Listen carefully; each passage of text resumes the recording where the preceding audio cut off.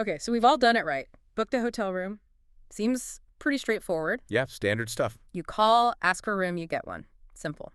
But what if that quick call is actually, packed with strategy, like a real masterclass in getting information across? Information architecture almost. Exactly. And maybe even a bit of like subtle negotiation going on.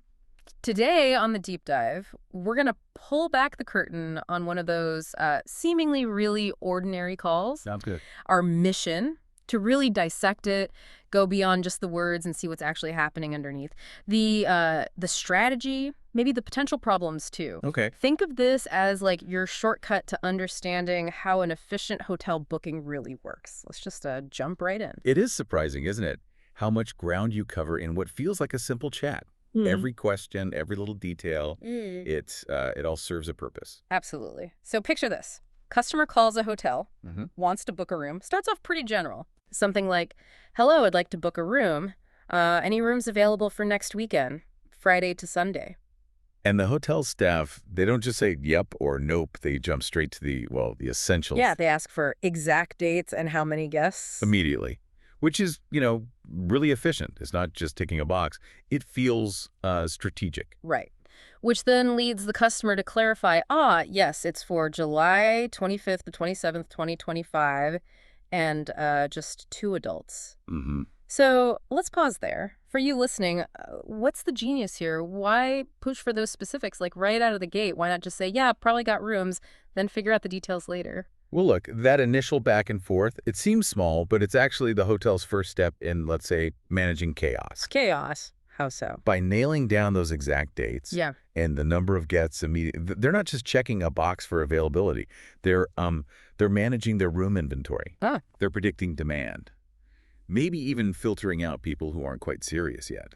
It's less about just data collection and more proactive, like revenue management, resource planning. Right. It avoids wasting time, for them and for the customer. It's like the silent handshake before you get down to business. That's a really interesting way to put it. Proactive revenue management. Okay, so once they've got those coordinates, the who and the when, the next step is, well, what have you actually got? Exactly. And that's when the options appear. Precisely. Because now, armed with those dates and guest numbers, the hotel staff can give, concrete choices, relevant choices. So what did they offer in this case?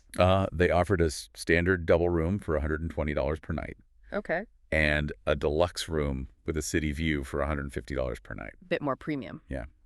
And crucially, for both, they immediately add that they include free Wi-Fi and breakfast. Right, those key inclusions. So if you're the customer listening to this, what does presenting it that way mean? How does having those clear options with the price and the Wi-Fi breakfast info up front help you choose quickly without getting, bogged down? Yeah. This is where the hotel helps you avoid that kind of decision paralysis by giving you distinct options, clear prices, and those immediate inclusions, Wi-Fi, breakfast, the things people expect, they're basically empowering you. Right. You can quickly weigh cost versus, say, a nicer view, standard comfort versus something extra. And the basics are covered. It just streamlines the whole thing, moves you from, is anything free, to which of these specific things works for me, cuts down the mental effort. I see. Makes sense.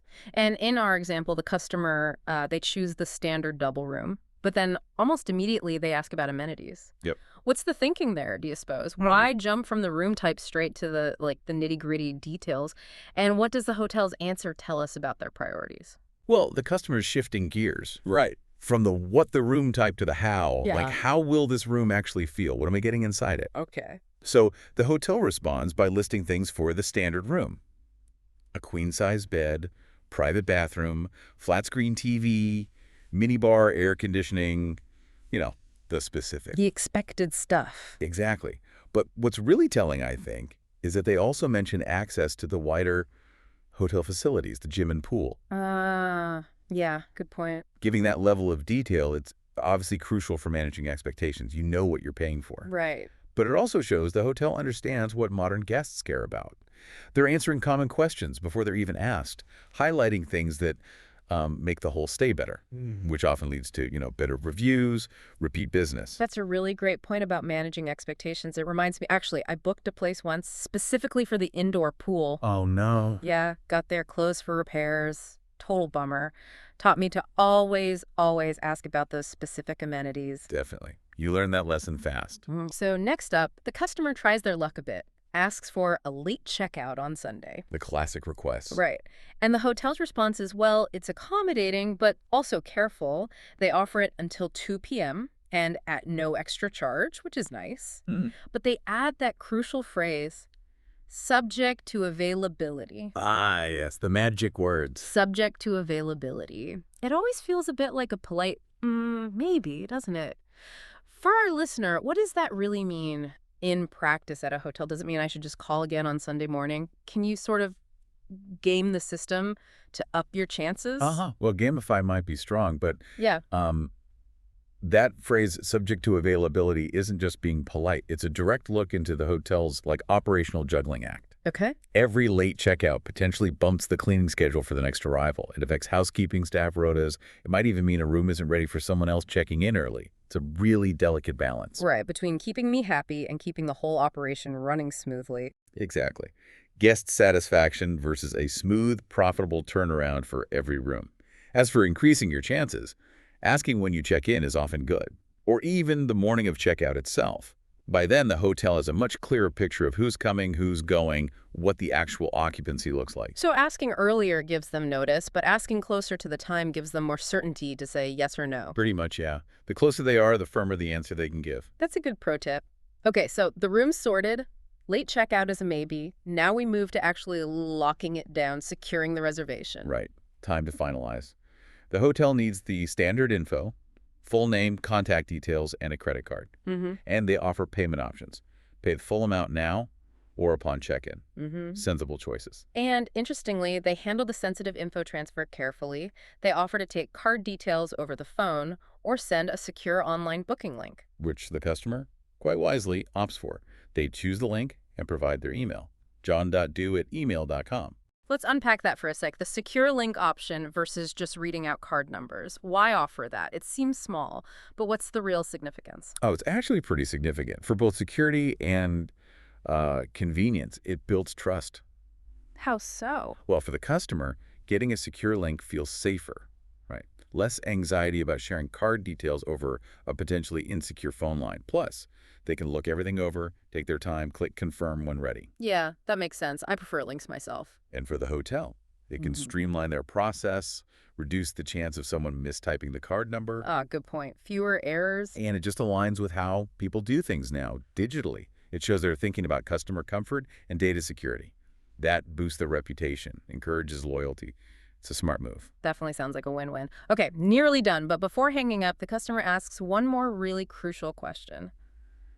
The cancellation policy. Yes.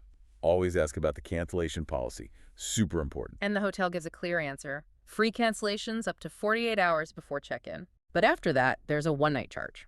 Standard, but vital to know. So understanding that 48-hour window, obviously it helps you avoid a charge if plans change. But beyond that, what does knowing that policy really do for the customer? Does it give them other advantages or maybe even affect how the hotel views them later?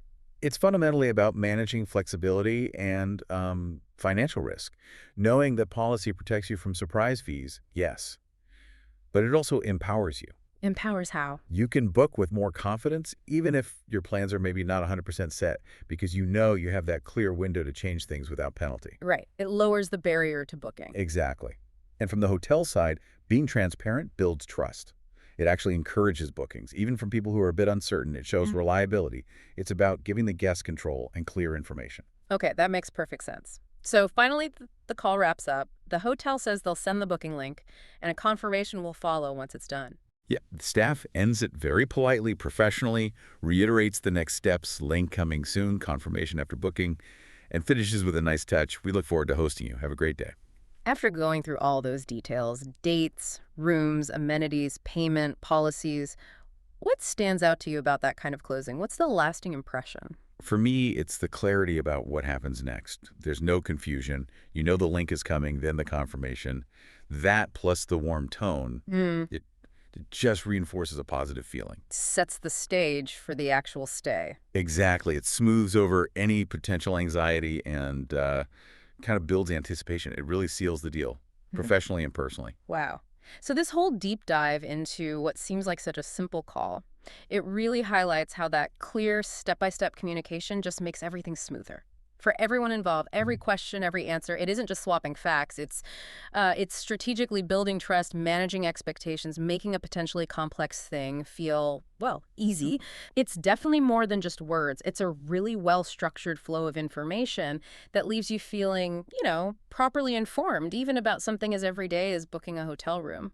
Totally agree. And, this brings up an interesting challenge maybe for you listening. Yeah. Ah, The next time you're booking accommodation, think beyond this basic scenario. whoa. What might require a completely different set of questions? A different information flow? Like what? Well, what if you need a pet-friendly room? Or you have specific accessibility needs? Or maybe dietary requirements for breakfast? Thinking about those variations really shows how communication needs to adapt, needs to be tailored. It turns that simple call into potentially an even richer, more vital exchange. Makes you think, right?